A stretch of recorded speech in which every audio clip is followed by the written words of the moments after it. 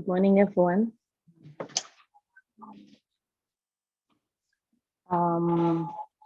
Welcome to the second presentation of the day, and a happy Sabbath to you all.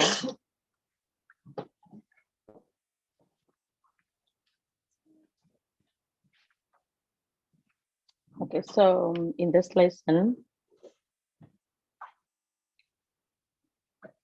we are going to be looking at Daniel chapter 11, verses 40 to 45.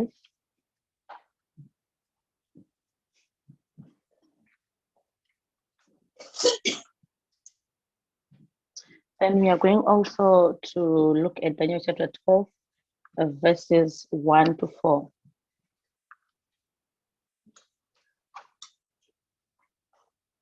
So most of what I wanted to explain at the start of this presentation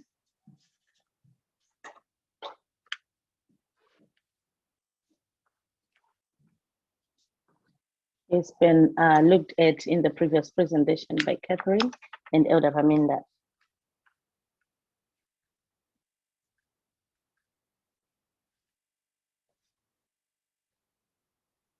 So I'm not going to dwell much explaining the first part of the presentation.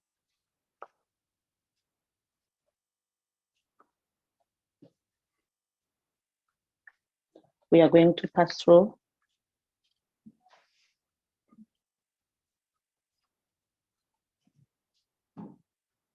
Okay, so we are going to start by reading from the Bible.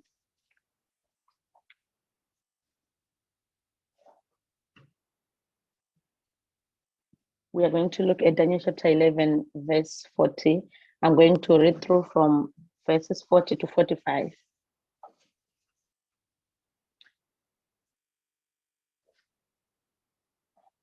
Then I'll give time for the translators to do that.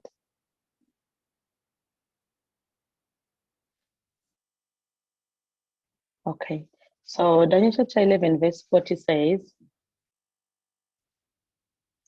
and at the time of the end shall the king of the south push at him, and the king of the north shall come against him like a whirlwind, with chariots and with horsemen and with many ships, and he shall enter into the countries and shall overflow and pass over. Verse 41, he shall enter also into the glorious land, and many countries shall be overthrown, but these shall escape out of his hand, even Moab, even Edom, and Moab, and the chief of the children of Ammon. Verse 42, he shall stretch forth his hand also upon the countries, and the land of Egypt shall not escape. But he shall have power over the treasures of gold and of silver, and over all the precious things of Egypt. And the Libyans and the Ethiopians shall be at his steps. But tidings out of the east and out of the north shall trouble him. Therefore he shall go forth with great fury to destroy and utterly to make away many. Verse 45 says, and he shall plant the tabernacles of his palace between the seas in the glorious holy mountains, yet he shall come to his end, and none shall help him.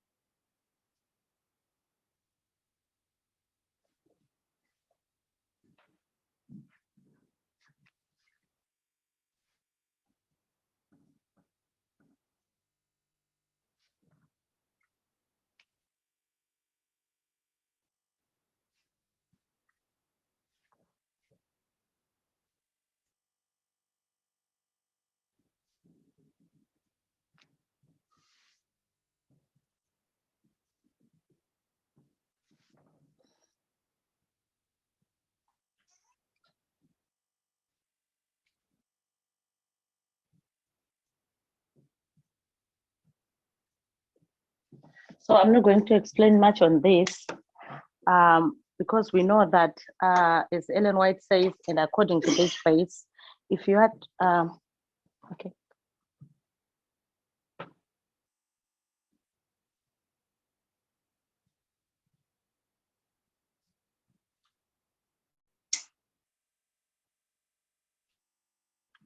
Okay, so Ellen White explains this verse, Daniel chapter 11:40.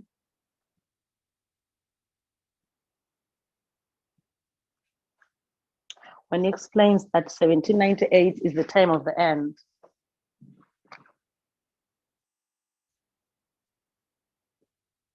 According to GC 88356.2.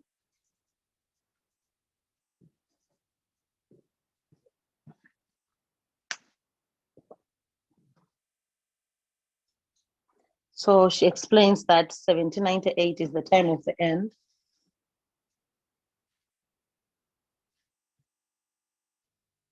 Because this is when the unsealing started.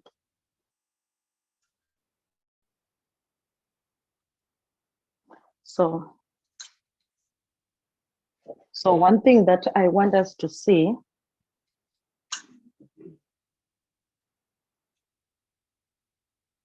is that we need to understand the waymarks, not only as a point, but as a period in time as well.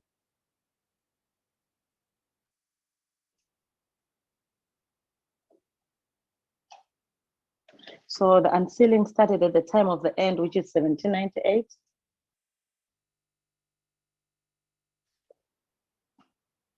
Which is a point.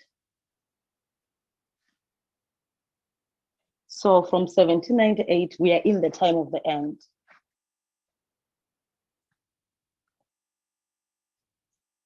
So whatever is going to happen on Daniel chapter 11, verse 40, going onwards, is happening at the time of the end.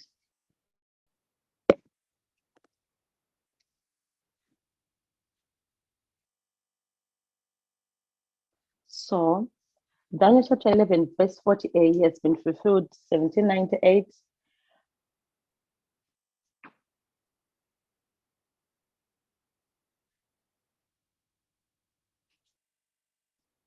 When we see the battle that was there between the king of the north and the king of the south.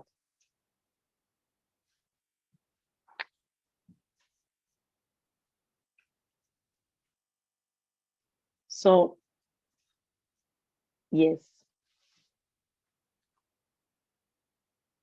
Okay. Okay, so I'm listening to the Spanish translation.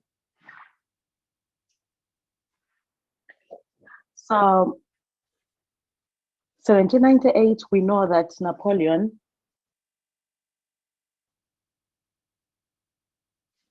who was the king of France by that time, which you know France was the king of the south, and the king of the north was the papacy.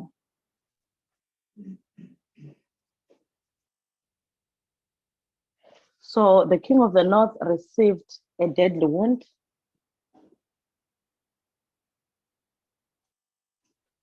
When the Pope was taken captive by Napoleon.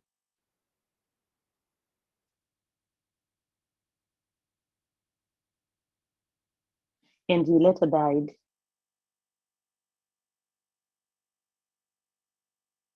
So this was the fulfillment of Daniel chapter 11, verse 40a.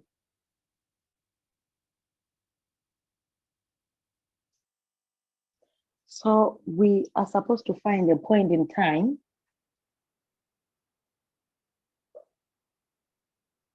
where Daniel chapter 11, 40b is fulfilled.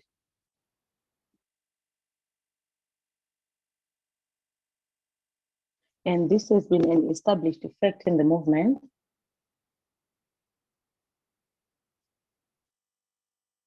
Like I've said, I'm not going to dwell much on it. We know that if you want to put history and prophecy to agree,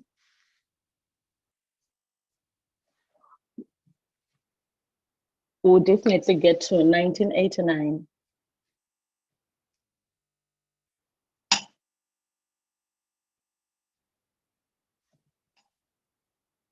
Which we know that it is the time of the end.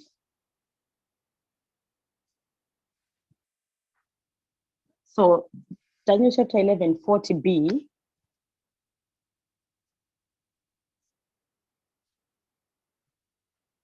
was fulfilled in 1989. When you see the retaliation of the King of the North to the King of the South.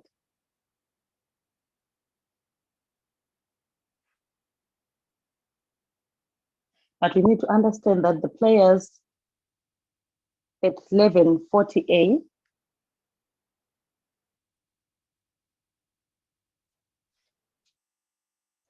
are not the same at 40B.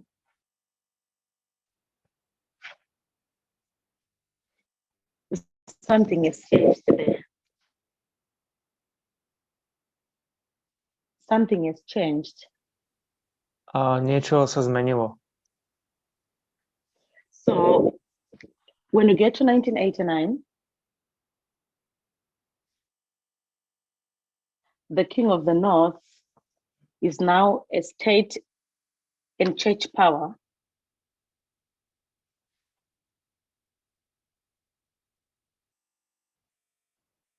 So by the time we get to 1989,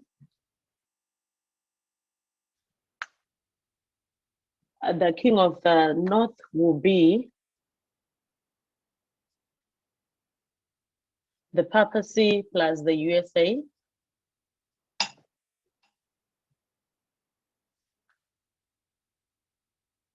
And this one will be fighting against the King of the South, which is the USSR.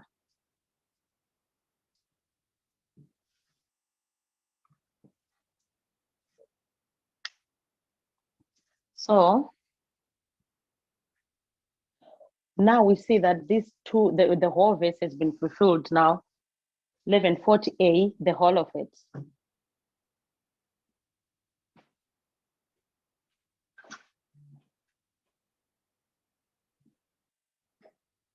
So now I want to get to the next verse, which is verse 41.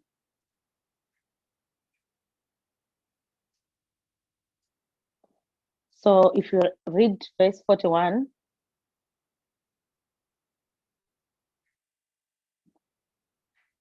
it says that he shall enter also into the glorious land.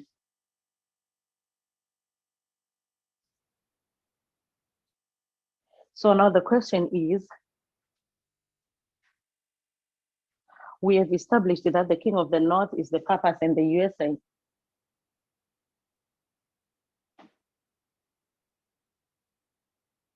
And we know that Ellen White in Review and Herald, May 2, 1893,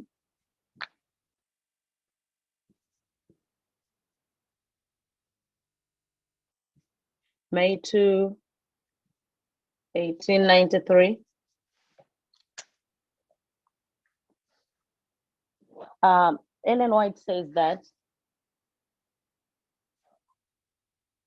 I'm going to paraphrase this. Ellen White says that the United States of America is the glorious land. Now, we need to reconcile these two.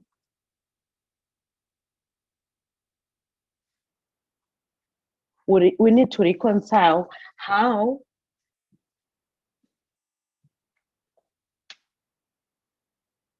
USA can be the King of the North, and yet verse 41 says, the King of the North shall enter into the glorious land.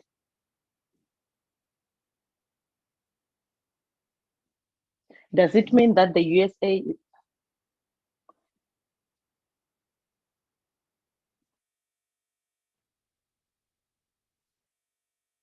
does it mean the USA is going to enter into itself?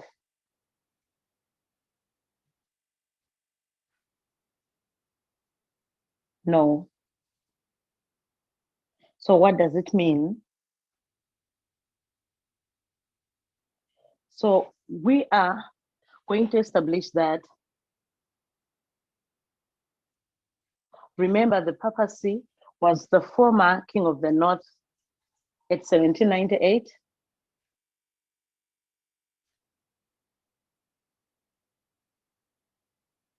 And now the King of the North is now resurrecting.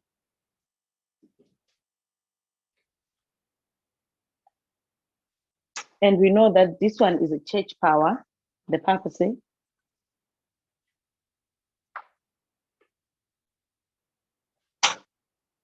It needs a beast to ride on.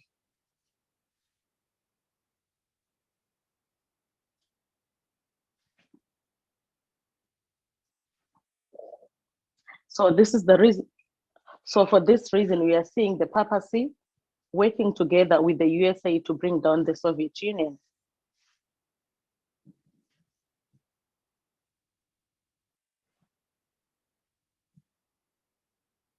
So what it means that the king of the north shall enter into the glorious land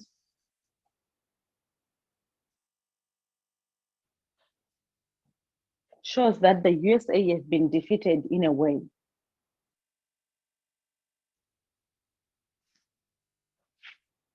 Or it has been conquered. So what is it that has conquered the United States of America?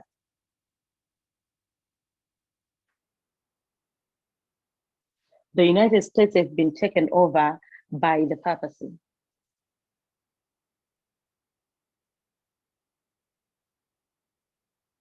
So does it mean that the United States is now a papal power?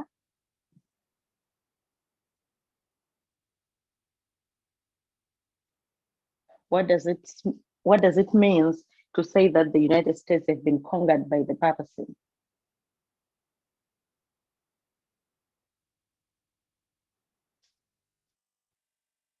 We know that the United States is a Protestant nation.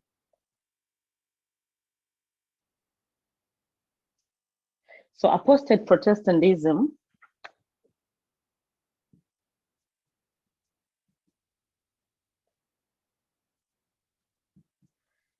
is equals to Babylon,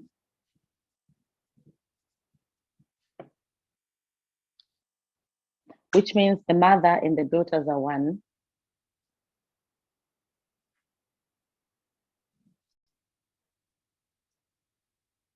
So Protestant America is serving the purpose of the mother.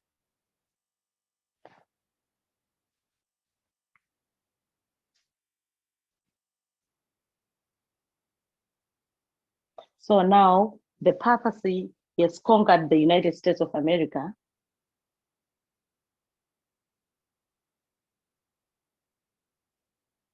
Because we know that the papacy is Babylon.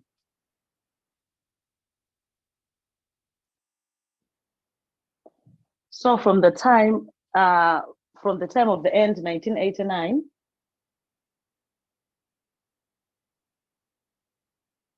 what the papacy has been doing was to try and control the beast.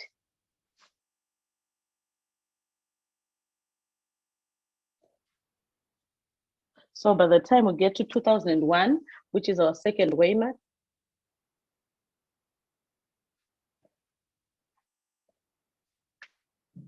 Protestantism has taken control of America.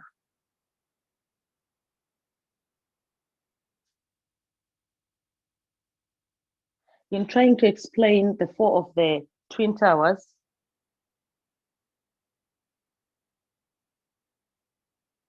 most evangelicals believe that it's because America was not integrating religion in its affairs.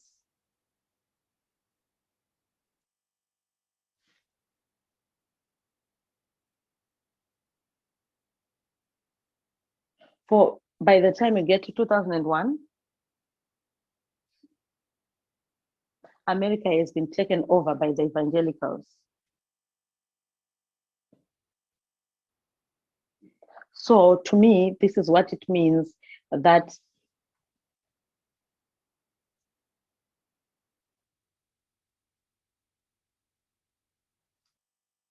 which is said in verse 41, that the king of the north is going to enter into the glorious land.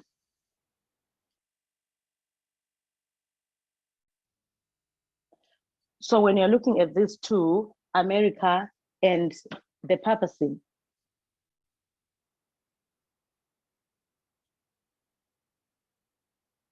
which one is the king of the north?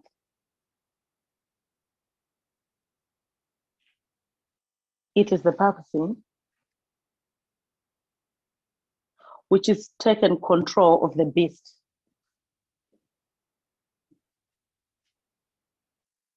So the king of the north is in this case is not only one power,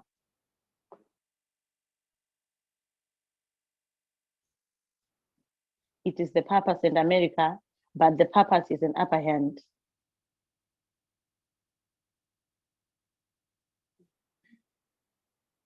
So our second waymark is 2001, which goes in line with the arrival of the second angel's message.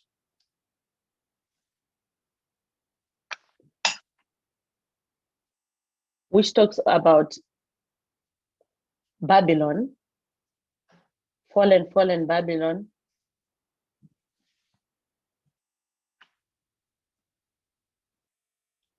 So now we want to see the third waymark, which is explained by Daniel chapter 11, verse 41.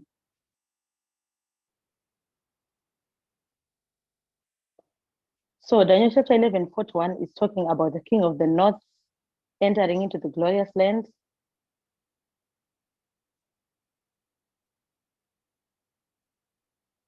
In the first part. And it says, many countries shall be overthrown. It goes on to talk about those who are going to be escaping. So when you're looking at Daniel chapter 11, verse 41,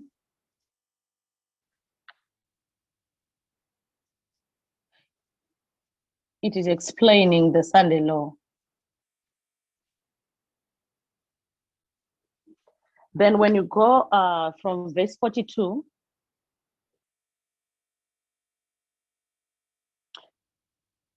we have read the verses before. It explains the events from the Sunday law.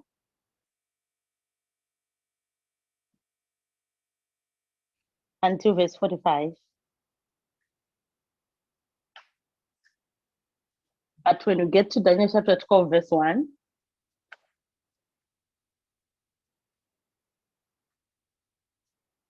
it talks about the clause of probation when Michael was standing up.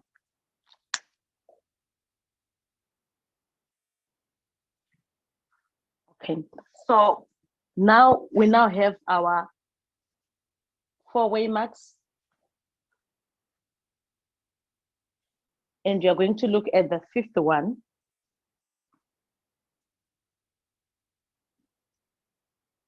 When Daniel is explaining about the troublous times that are going to befall the world.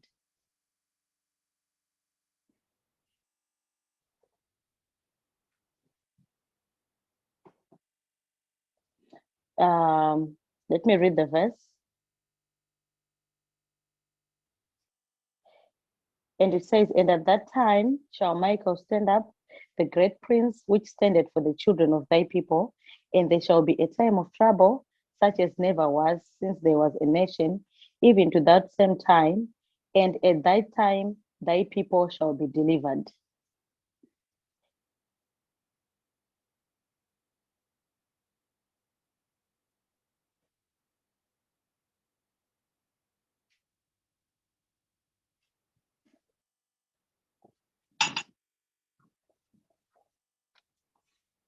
So it ends with the second coming.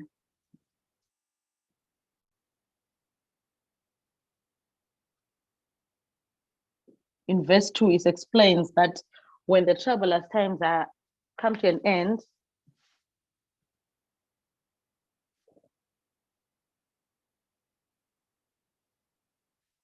now we'll see the appearance of Christ.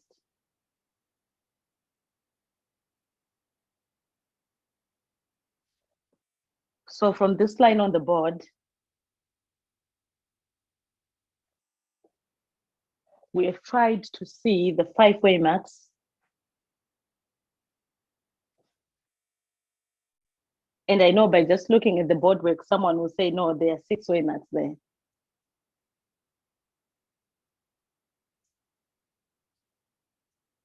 Yes, somebody has just confirmed that there are 6 lines.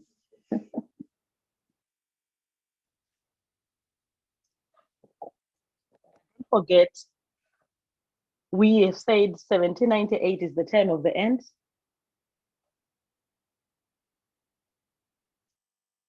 And the time of the end is not only a point, but a period. And we are supposed to see also the fulfillment of Daniel chapter 11, 40b.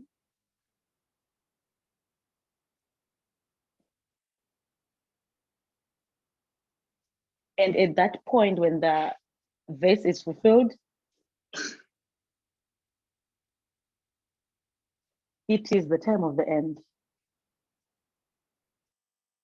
So during the time of the end, the period of the time of the end, we have another time of the end when Daniel chapter 11, 40b is fulfilled.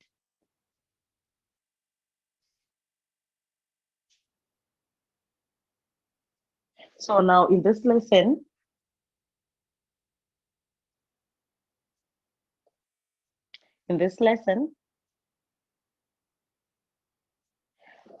we are going to look at the period which is between 2001 and the Sunday Law.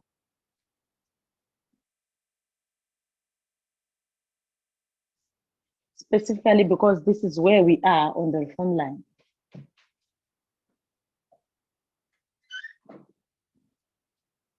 So the reason why we are looking at this time period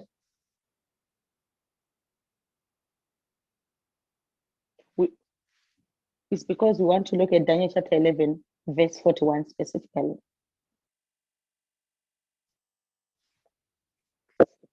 Which we say Daniel chapter 11, 41 is the Sunday Law.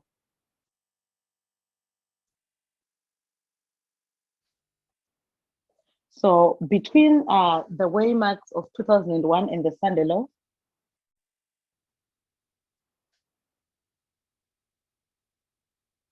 we have 2 sub-waymarks in between.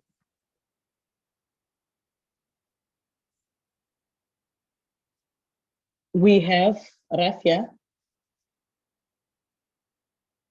and Panium.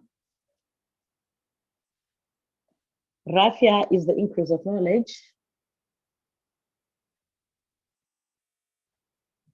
of the Sunday Law, and Panium is the formalization. So we are going to see in this time period and establish where we are. So we have passed Paniam. Raphia was 2019 and Paniam was 2021.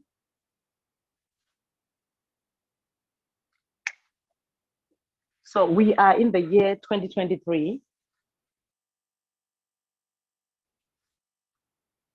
And 2021 is past us. So if I can locate where we are, we're almost here.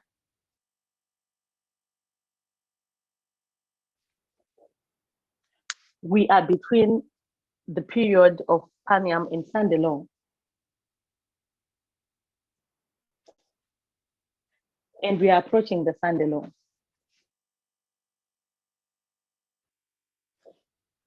So if you go back to Daniel chapter 11, verse 41,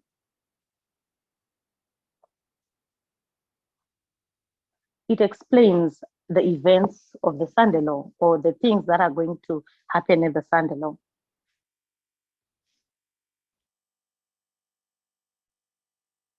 So we want to go back to Daniel chapter 11, verse 41 and read it again. Okay, so I'm going to read it. It says, "He shall enter also into the glorious land, and many countries shall be overthrown.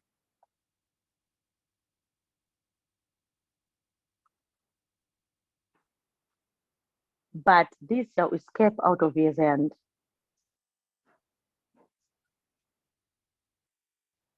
Even Edom,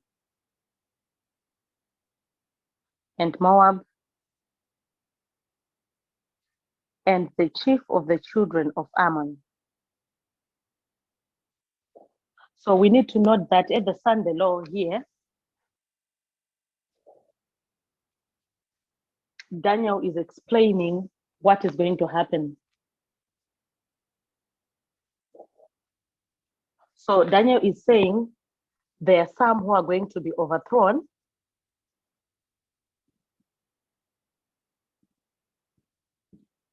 and at that same time, some are going to escape. So we want to see who are those who are going to be overthrown and who are those who are going to escape.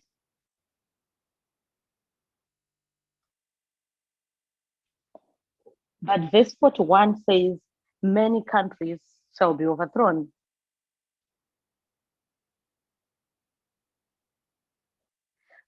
But the second part of the verse talks about Edom, Moab, and Ammon.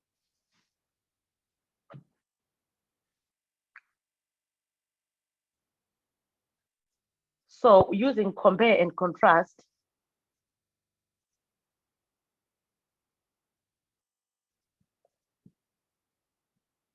remember verse 41, when it talks about the countries, it is italicized.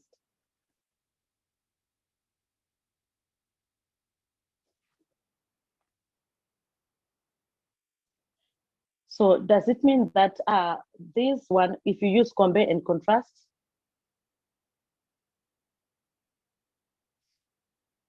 if those who are going to escape are people,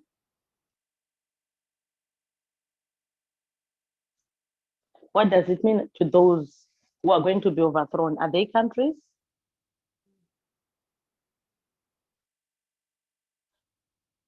So using compare and contrast, it means those who are going to be overthrown are people, not countries.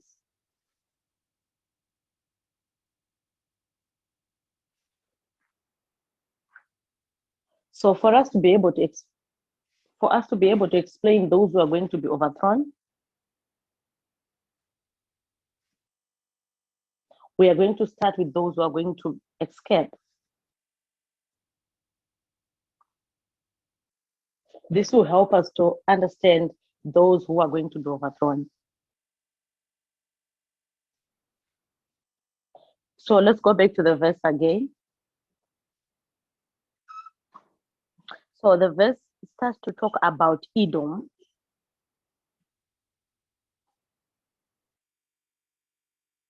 Explaining those who are going to escape.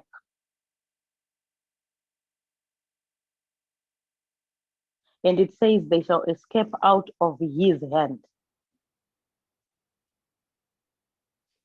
So who is the his who is being talked about by the verse?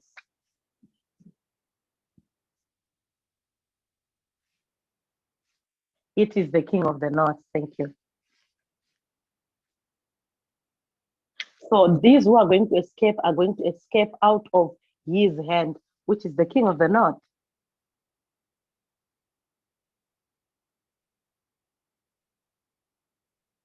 So now we want to establish those who are going to escape first. And let's keep in mind that it says even Edom.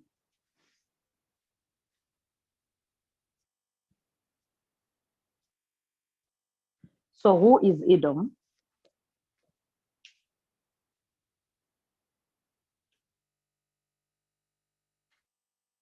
We are going to go back to the Bible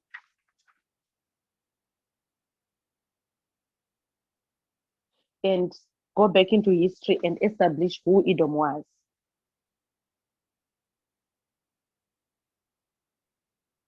So Genesis chapter 36, verse 1.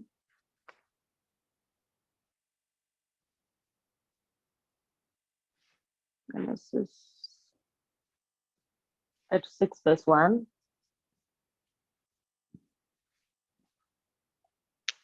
The translators, you can make use of the notes.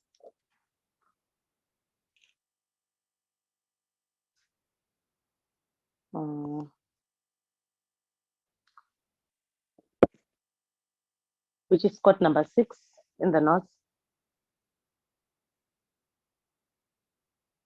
It says, now these are the generations of Esau, who is Edom.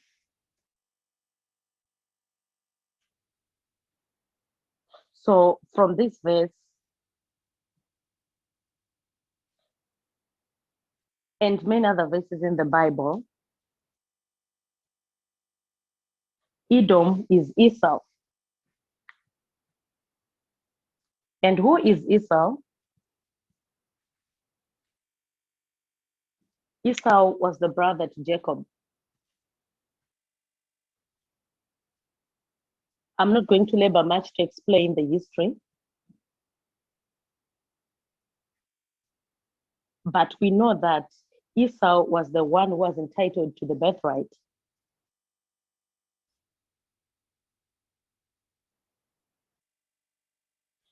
And he sold his birthright to his younger brother, Jacob.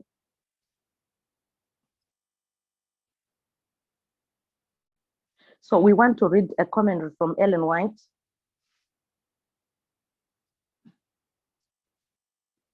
And hear what Ellen White has to say about Esau. We are going to read from Patriarchs and Prophets. It's PP 178.1.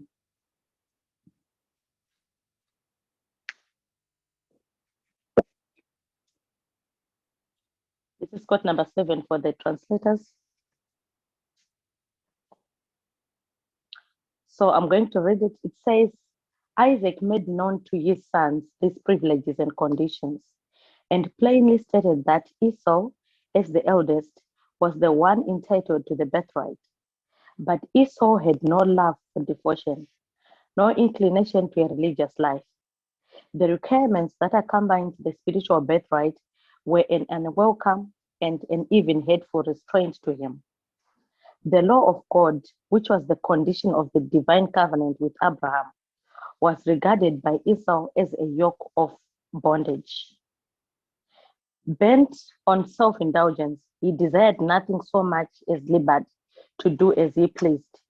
To him, power and riches, feasting, reveling were happiness. He gloried in the unrestrained freedom of his wild, roving life. I'm going to end there.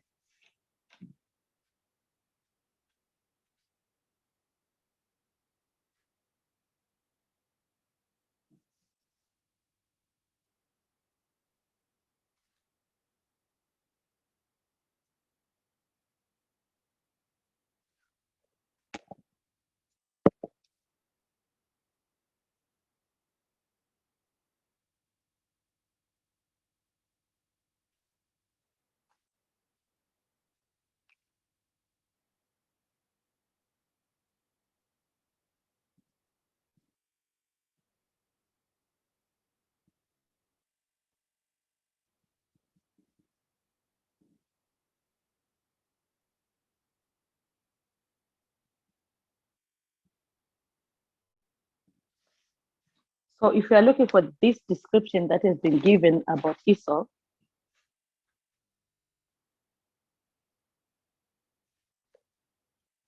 what name can you give for someone who has no love for devotion, who's not religious, who is into worldly things?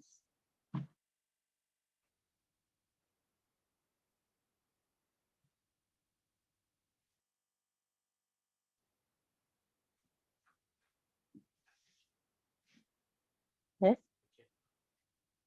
Somebody says the Gentiles from the congregation? Anyone else?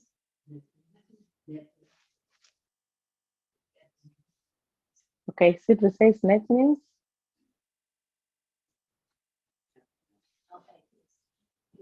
Yes. The word I'm looking for is an atheist.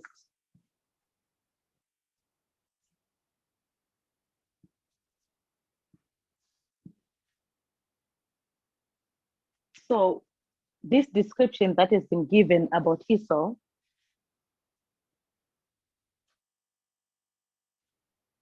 it shows that Esau or Edom is representing the atheist.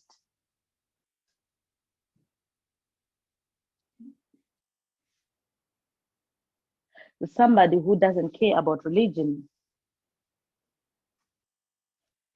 Someone who's non-religious.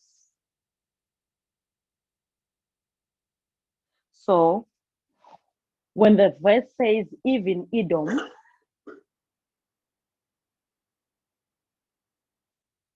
the word even means something that is not expected of.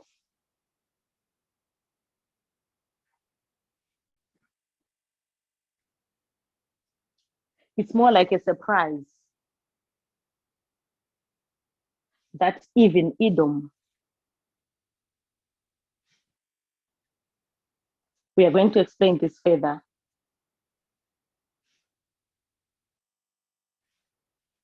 Now we want to look at the next character that is pointed out in the verse.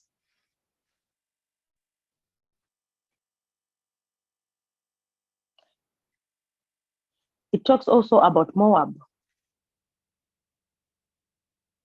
If you are to go back to the Bible, okay, I'm going to write this coming backwards. Okay, let me write here, Moab. Who is Moab?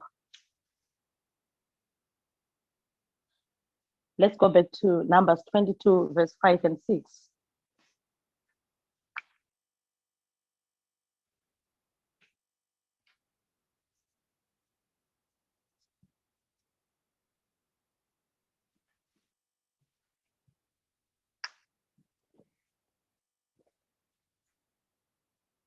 Okay, before we go to Numbers, let's start with Genesis 19, verse 37.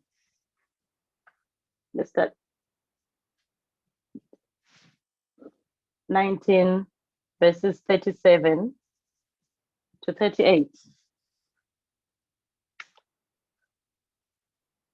So that we try and establish where does Moab come from.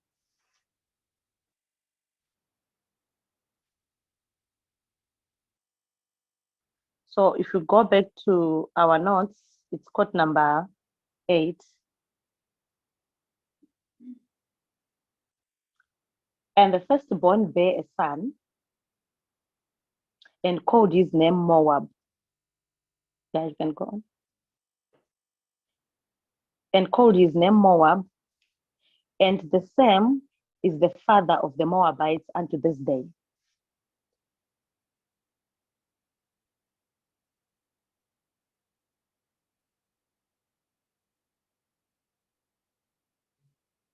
Verse 38 says, and the younger, she also bare a son and called his name Benami. The same is the father of the children of Ammon unto this day.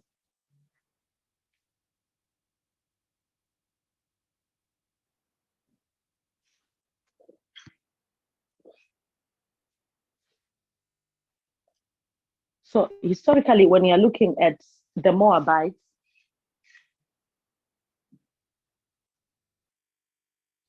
these are the descendants of Lot and his daughter, the eldest daughter.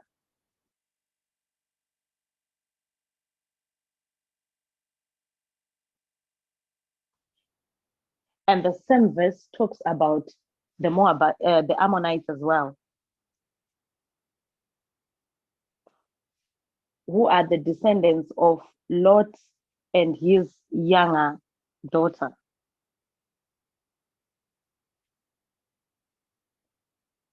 So we know the story from the Bible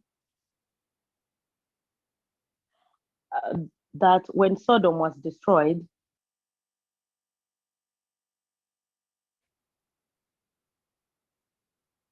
it was Lot and his daughters that were saved. And his two daughters planned that they want to preserve the seed of their father.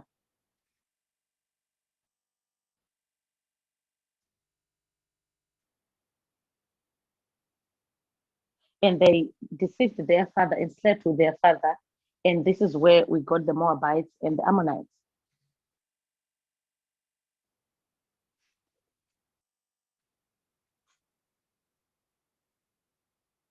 So when you go to Numbers chapter 22, verse 5 and 6,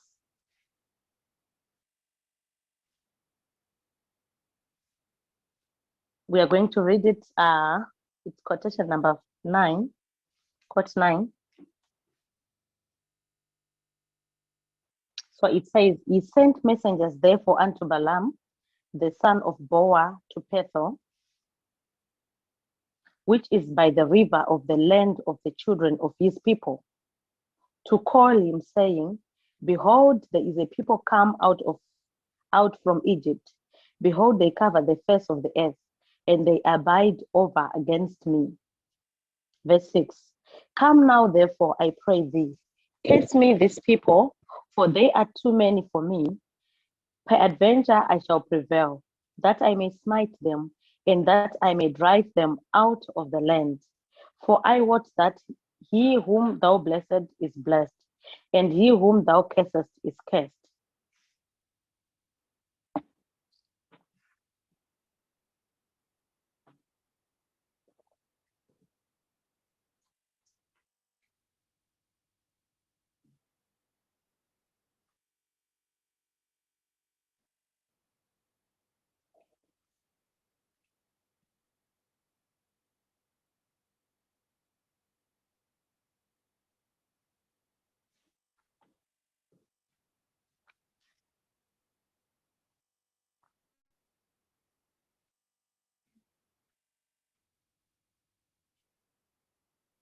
So here we are seeing a story when the Israelites were coming from Egypt.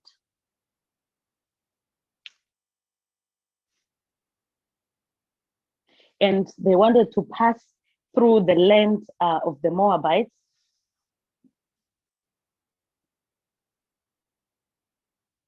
On their way to the promised land. And now Balak, who was the king of the Moabites,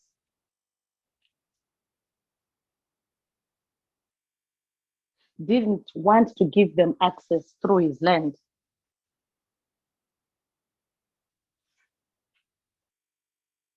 So what Balak did was to send messengers to Balaam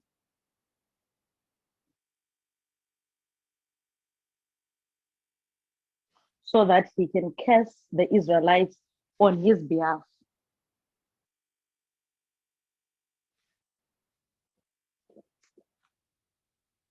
So Balak is the king of the Moabites. So do we think the Moabites was just as like a single clan?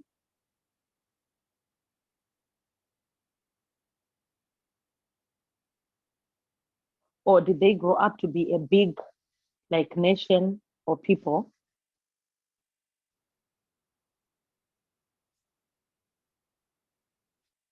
What are your thoughts?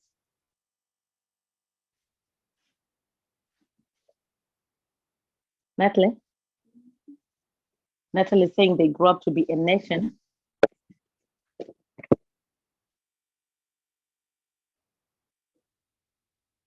What type of a nation?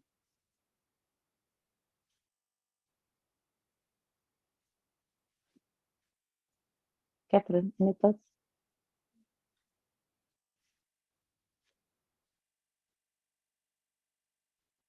Any thoughts, Manjit? They were a wicked nation, enemies of Israel. Yeah, they were enemies of Israel and they were a wicked nation. So my question is,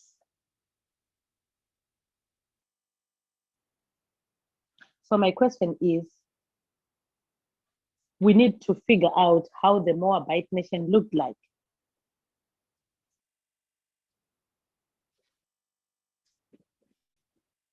So this is the nation of the Moabites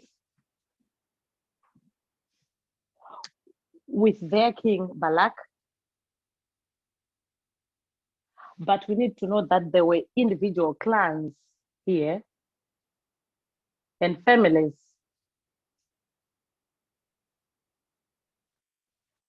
Individual clans and families.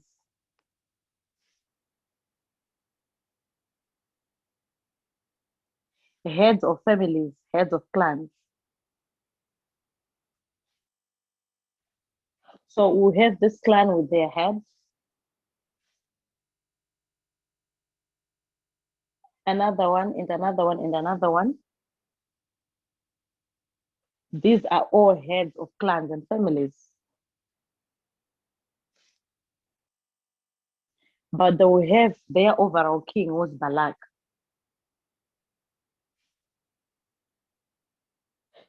So all these kings or these heads are reporting to Balak.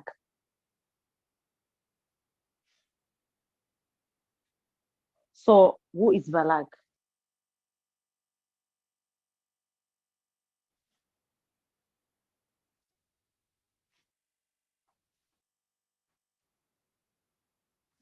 That is?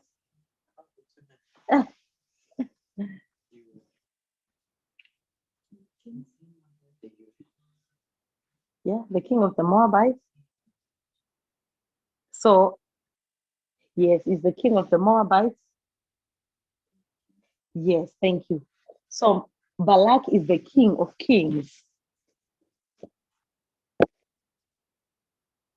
Like what Catherine has said. Remember, these are individual clans with their heads as well. So these are individual kings, but but they report to another king, a superior. So if you are looking at Balak, Balak is the king of the kings.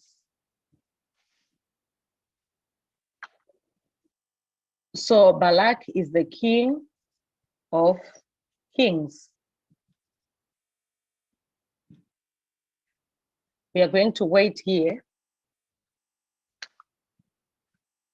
and you will make an application of this. But before that, we want to look at the Ammonites. Remember,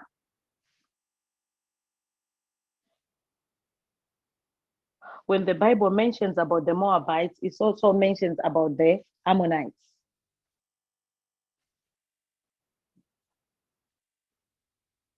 These are coming from the same root. So Balak is the king of the Moabites, but he sent messengers to Balaam. And the verse 5 explains where Balaam is from.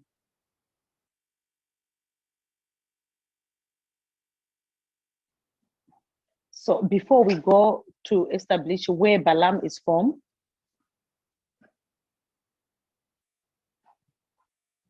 let's look at the person of Balaam. Who is Balaam?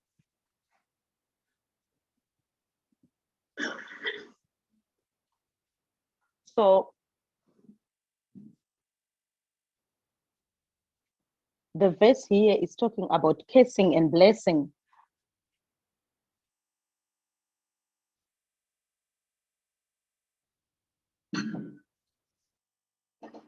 So Balaam here, who is Balaam?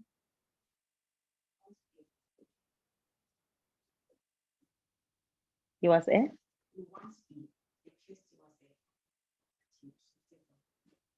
Okay, so I'm going to take the first part from Mercy. Mercy said he was a prophet. Yes, so Balaam is a prophet. And this prophet here, you are sent unto by Balak to curse the children of Israel.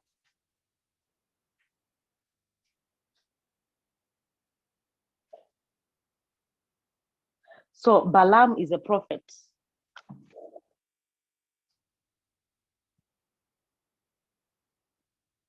He's a prophet. And this prophet here, what type of a prophet is Balaam?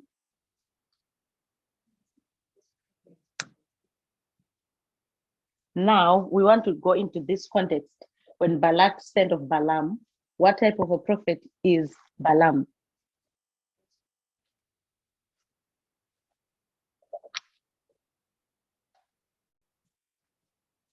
He's a false prophet. So when you're looking at Balaam, if we use our King James Version or most of the Bibles that you usually use,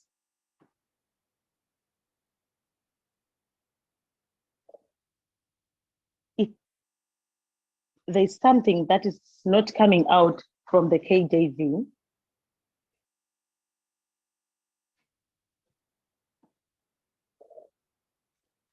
So I'm going to use the Vulgate Bible.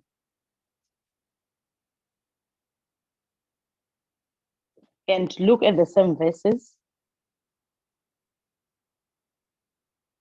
So this is quote 11 and 12.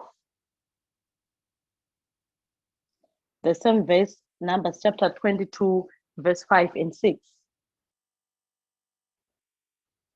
So it says, he sent therefore messengers to Balaam, the son of Beor,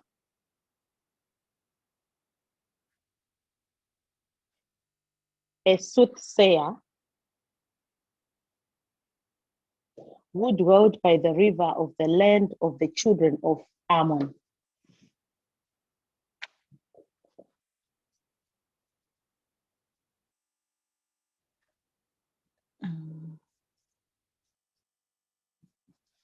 In the land of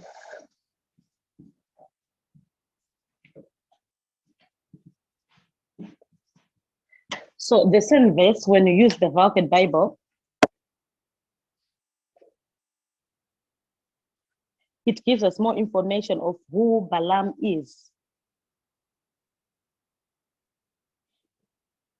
First thing, it tells us about the work that Balaam does.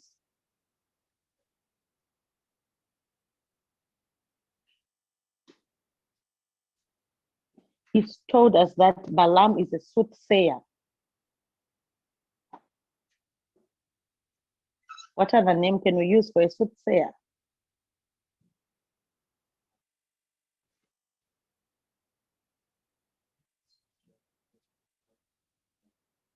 Yeah, Curtis is saying something to do with witchcraft. So is it good or bad?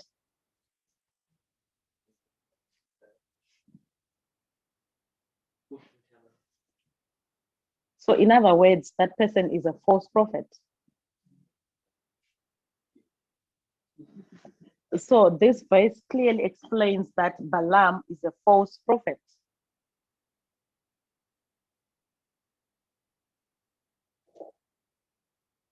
And where is the false prophet coming from?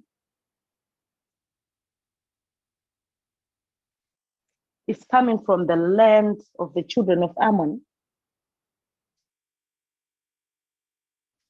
So if you are looking at this model here, from what you've established from the verses,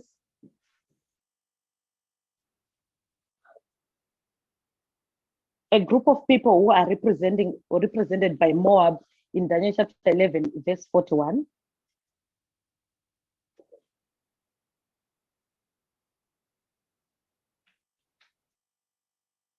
So Moab is a symbol of the King of Kings.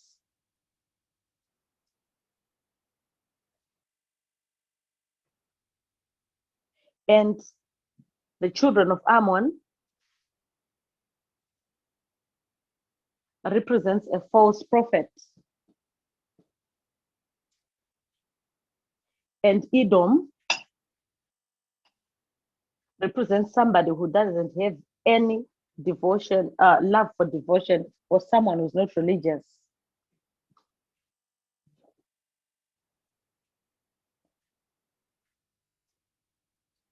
And we have established that such a person is an atheist.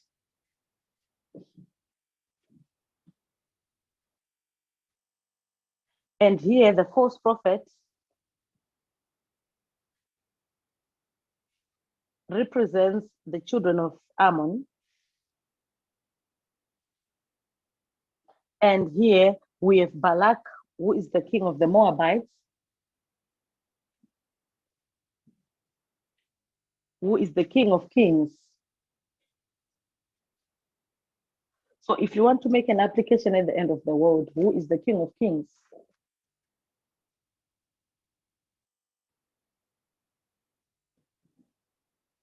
We can get that from our reform line.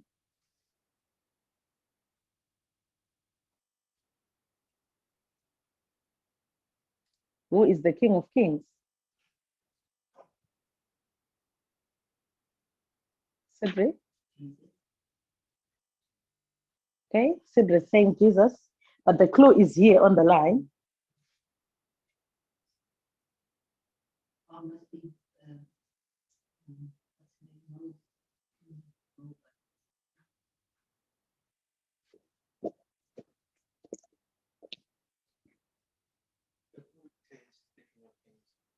Sorry? Pope claims he's the King of Kings. So Manjit is saying the Pope claims that he is the King of Kings, right? Remember, by the start of our reform line, at the time of the end,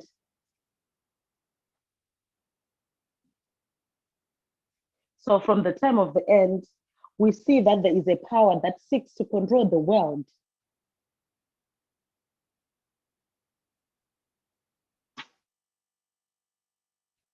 So the world, just like the Moabite nation, has different kings, individual kings, but those kings, they report or they kind of like being controlled by a super king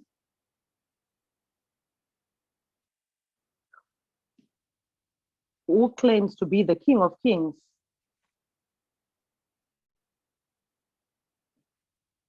And remember, what is the mandate of the papacy, the line of the counterfeits?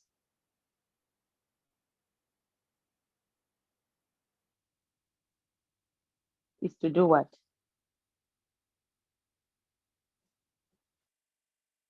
Patrick? To copy?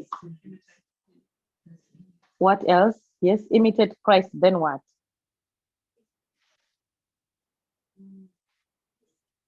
Deceive, then what? And control the world. Thank you, Emma. And control the world. So the papacy at the end of the world is the King of Kings.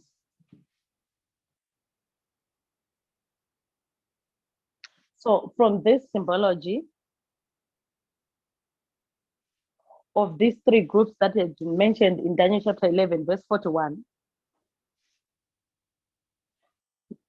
we see that Edom represents the atheists.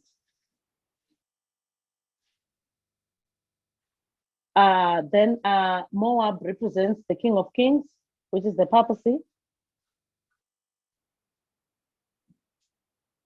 And the children of Ammon represents a false prophet.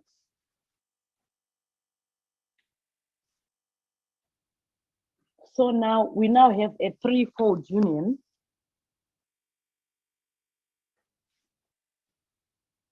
So we have the atheist,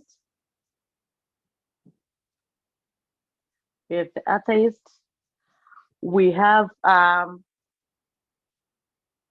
the false prophet,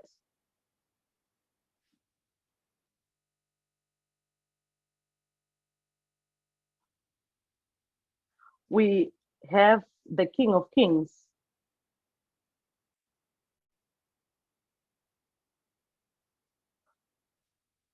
So now when the verse is saying, these shall escape out of his hand,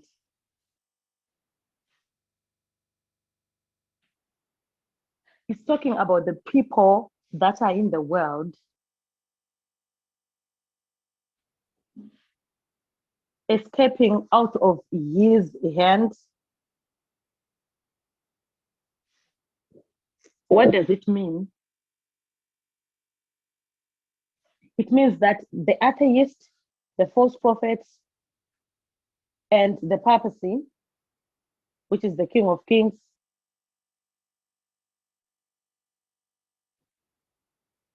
has their own ideologies. And their ideologies are the ones that people are going to escape from. Who is a false prophet at the end of the world?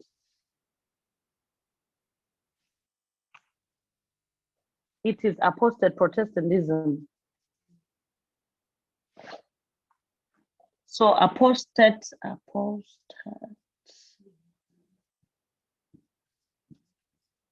So the apostate Protestants of America are the false prophets.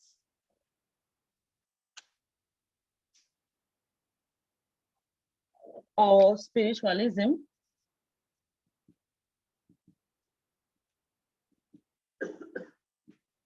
So the people that are going to escape are going to escape from the hand of the papal ideologies or the ideologies of apostate Protestantism or spiritualism,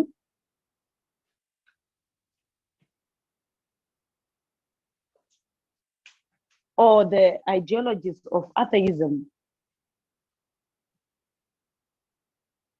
So all these three, they represent the mandate of the mother.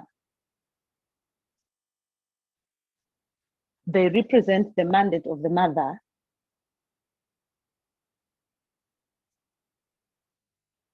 Let's remember Revelation 17, chapter 17. It talks about the mother and the daughters being one. So the people that are going to escape from the influence and ideologies of the papacy, apostate Protestantism or spiritualism, as well as atheism.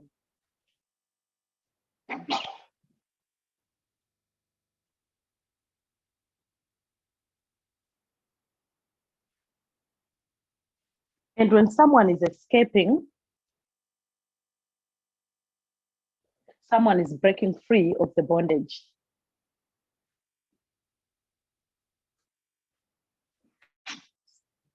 So they are breaking free from the bondage of these three.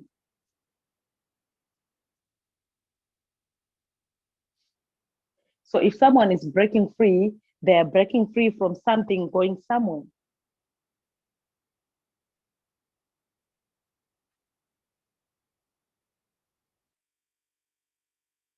So where are they breaking to?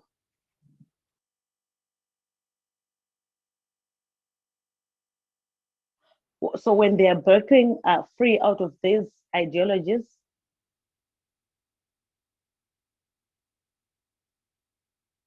which means they are breaking free, going somewhere, and where are they going? Which ideologies are they going to replace these ones they have held before?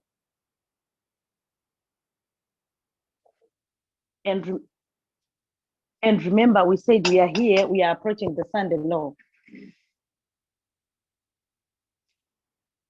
We are in the period of the agitation of the issues of the Sunday law.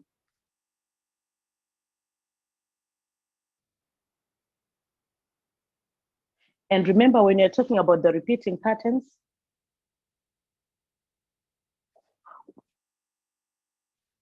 when the message is formalized here, remember, this is the formalization of the Sunday law, which means we are in the test. And the great test is going to end when you get to the Sunday law.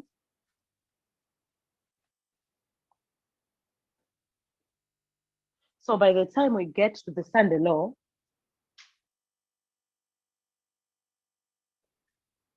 this is where Daniel is saying some are going to be overthrown and some are going to escape.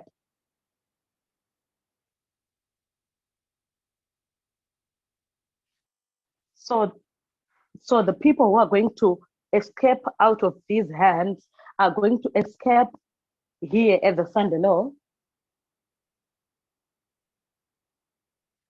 The same time when some are being overthrown.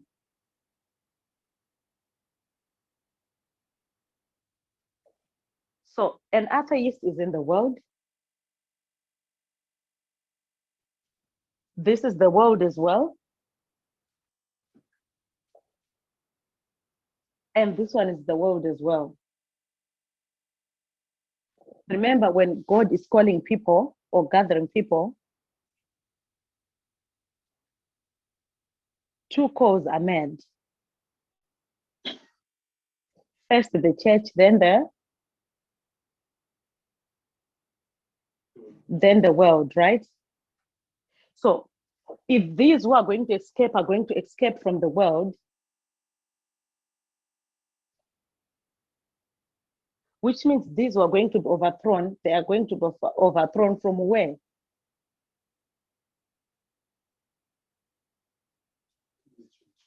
From the church, right? So in the end of the world, which one is God's church?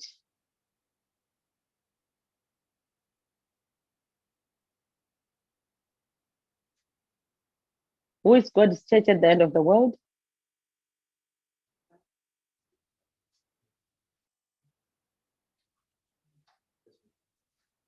Somebody said this movement.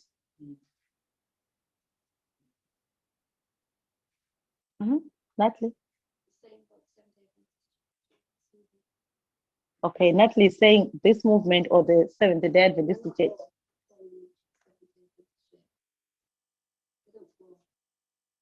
Okay, okay. So which is God's church at the end of the world? Is it the movement or the Seventh-day Adventist Church? It seems people on this side, they're agreeing that this is the movement.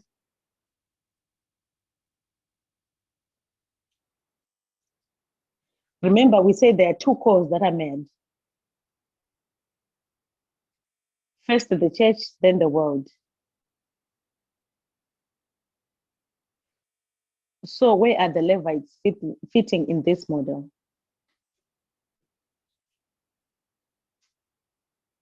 Ellen White talks about the church of God, and it can never be Babylon. So if we don't include the Seventh-day Adventists into this, which means we are putting them in those group of people who are going to escape.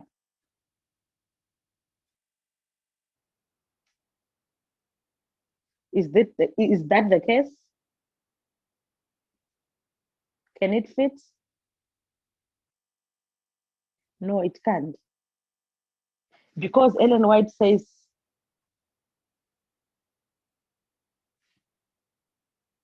the church of God can never be Babylon. So the Seventh-day Adventist church can never be Babylon.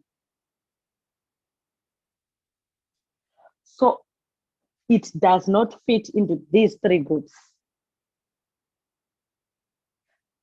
So those who are going to be overthrown are going to be overthrown from the Adventist cycle.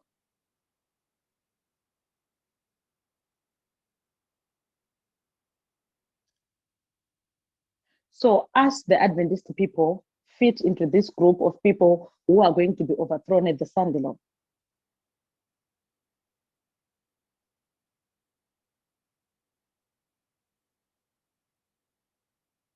Both the people who are in this movement and those in the conference church are the ones that are represented by the group of people who are going to be overthrown at the Sunday law.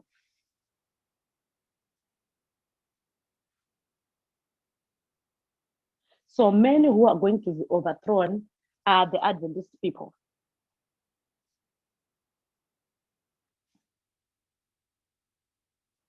So which perfectly suits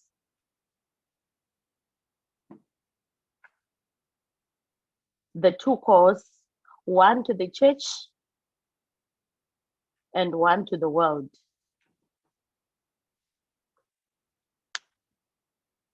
So many of us are going to be overthrown at the Sunday law.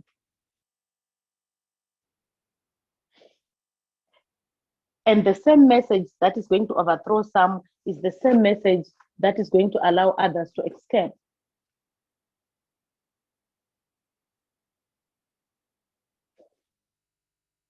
So all this is going to be happening at the Sunday law.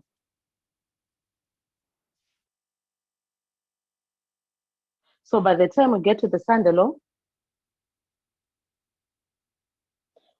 which is the end of the test, And what are we being tested on? Remember, 2019 is the increase of knowledge of the Sunday law, which is feminism.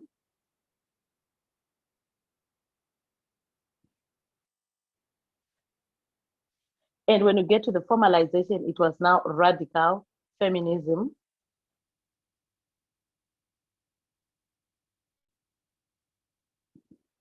So is it enough for us to be tested with just the radical feminism?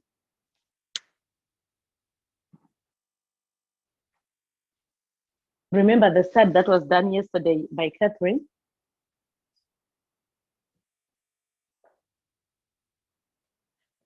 The world, there are some in the world that have a correct understanding of radical feminism.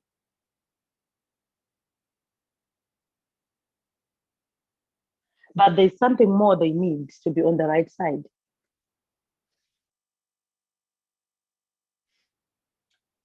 Remember, she talks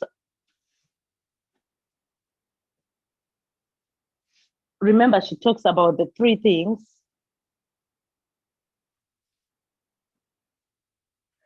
Going back to the line of the Millerites,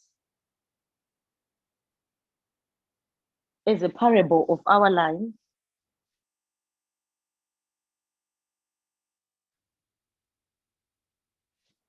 So I'm going to write here. I get so confused with alpha and omega symbols.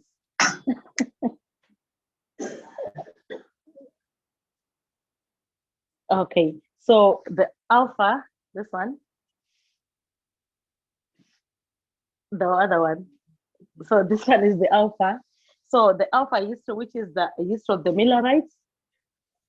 Okay, so she talks of the three things.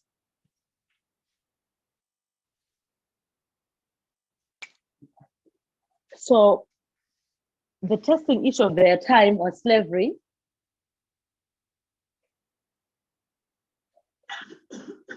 But also the issue to do with the law of God, specifically the seventh day, was an issue.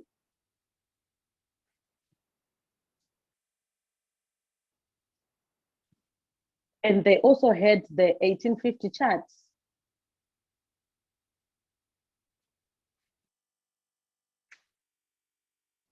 So the abolitionists of that time, they had a correct understanding about slavery.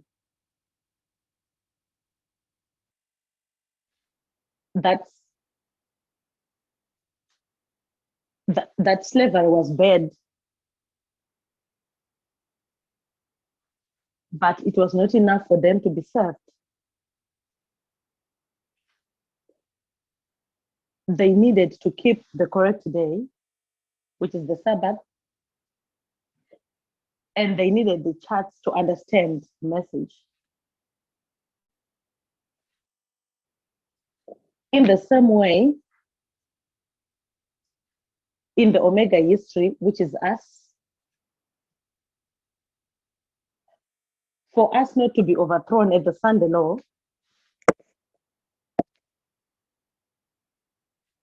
as Advent people, the testing message is gender equality.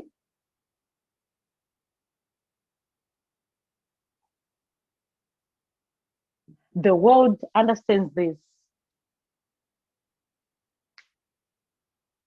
Some people in the world, but they don't have the lines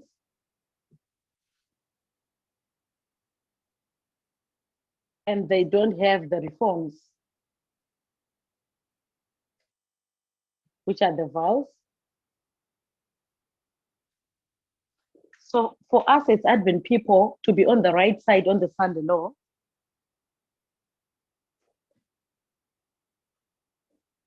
we need this set here.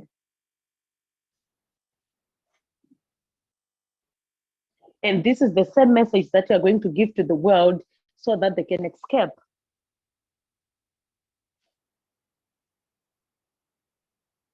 Now the problem is we say that those who are going to overthrown are from the church.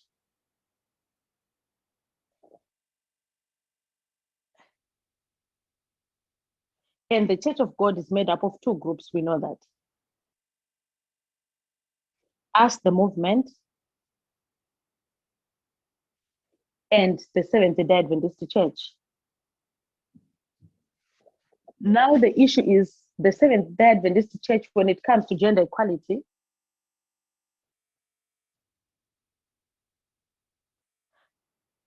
they actually do the opposite of gender equality.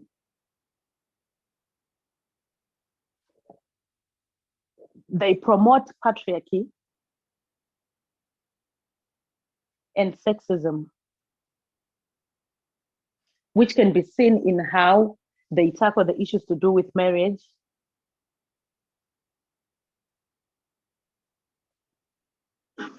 even issues to do with women ordination.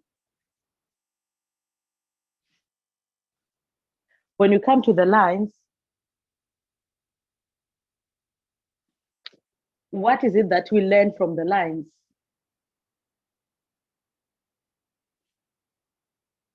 World War I and II, Pyrrhus, X-27, and all this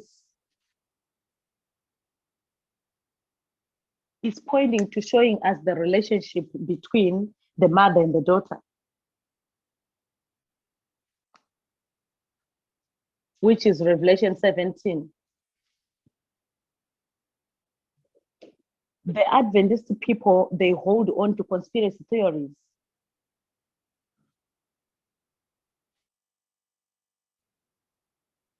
And this results in how they interpret Revelation chapter 17.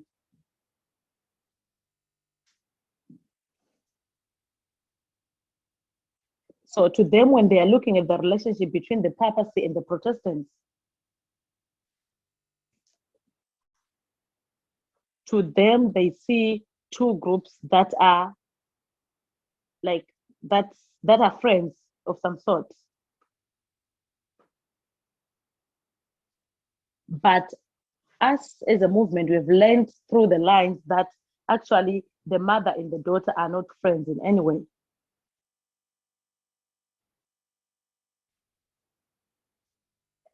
And we've learned this yesterday through the study with Catherine. And this can only be found through the study of the lines. When we come to the reforms,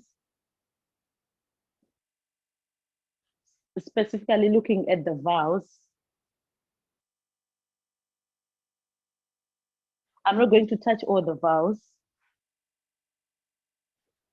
We can just look at maybe the 25-20.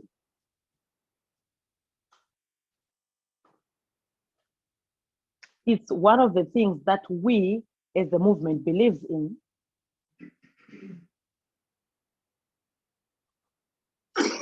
Which all the Advent people are supposed to believe in for them not to be overthrown at the Sunday law.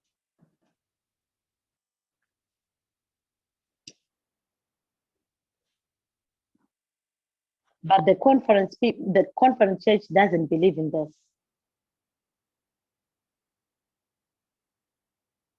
And there are many other things that they don't believe in, which are part of our vows.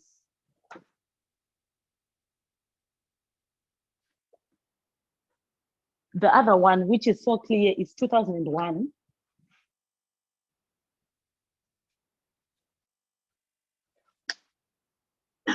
Which is the second waymark on our line.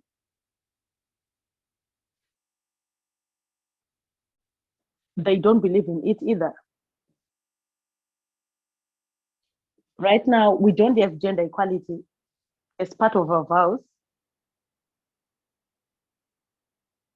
But which is one thing that we believe, which is central in this movement, they don't believe it as well. So when you're looking at this, all these things, it makes them like they're like setting up themselves up for overthrowing.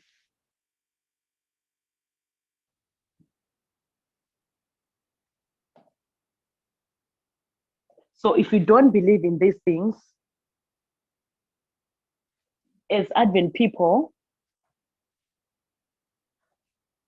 what we are doing, we are setting ourselves up to be overthrown at the Sunday law. If you go back to the model of Daniel chapter 2, the stone which represents God's people at the end of the world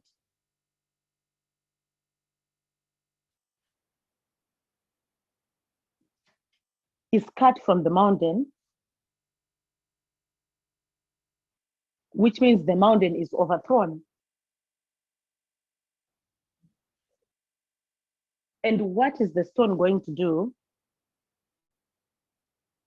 It's going to hit the statue. And there's going to be some wheat from the statue. So the wheat is the people of God who are going to escape the world.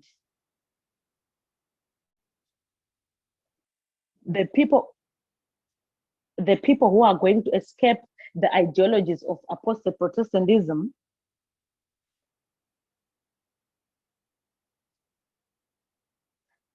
as represented by the children of Ammon, and the people that are going to escape from the ideologies and philosophy of atheism. Sorry, should spiritualism be under atheism? And those who are going to escape the influences of the papacy. I'm just wondering, is this a small point? Should spiritualism be under atheism? Not Protestantism. This one? Yeah. Sorry. You are saying? Should spiritualism be under atheism? We've got spiritualism with apostate Protestantism, Mm-hmm. but with the threefold union, we put spiritualism under atheism. Okay. All right. So I'm going to put spiritualism on atheism. Do you think so? Okay, maybe we can discuss that later, if you don't mind. Okay, for now, I'll just leave it here for some reason.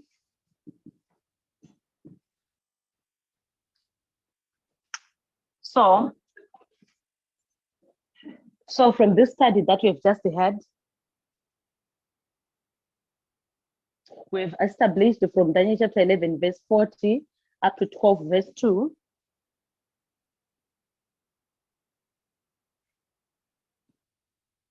in view of the spirit of prophecy, which said these things are going to be repeated.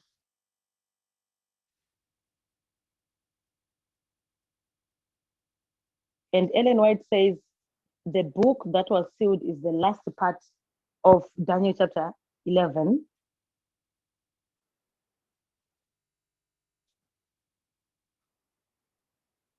Which has been unsealed from 1798 up to the second coming.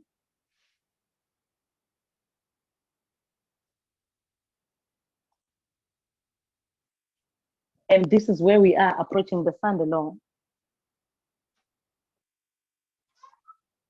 And we have established who are the people who are mentioned in verse 41. Those who are going to be overthrown and those who are going to escape.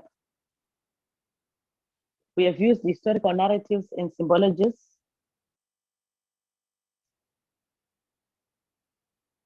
to establish that these, which means the people,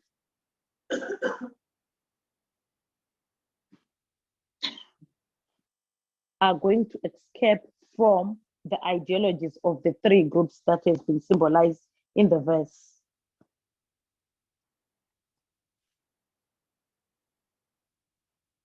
And we have learned that these who are going to be overthrown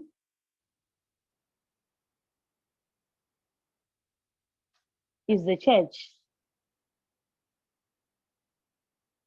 And we have established also that these three, this set here,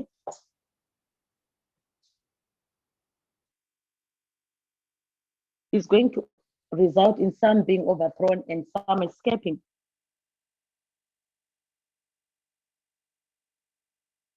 And according to Daniel, the overthrowing and escaping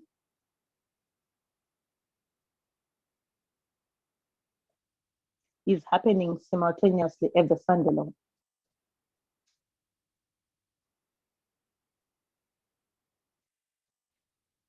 So this is the end of the study this afternoon. I've tried to summarize what you have been learning from the start of the presentation.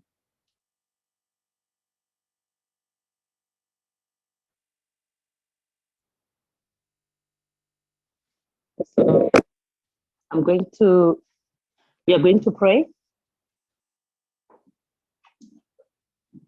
to end the lesson.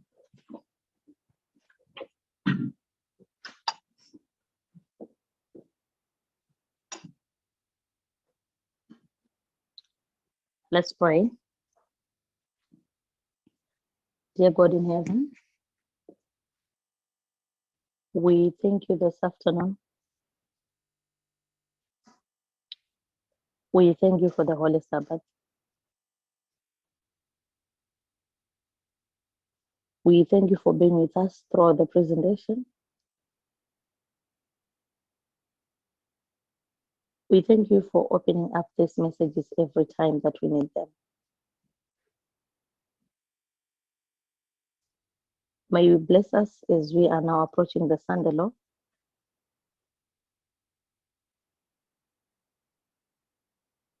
May you bless us also that whatever we are learning,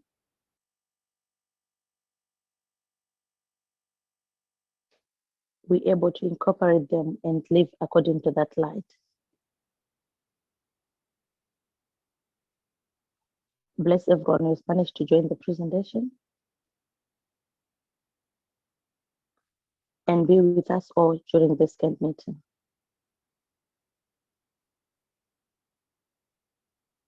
May you bless us as we are going for a break.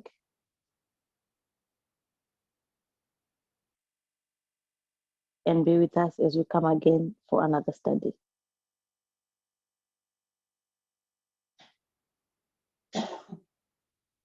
We thank you for this is our humble prayer. In Jesus' name, amen.